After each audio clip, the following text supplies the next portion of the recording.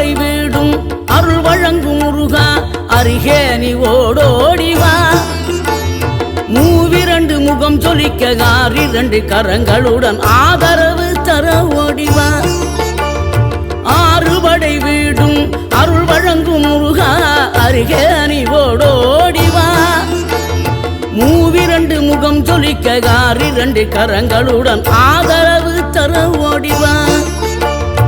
ஈசன் மகனே என்னை காக்க இங்க உனையன்றி வேறாரையா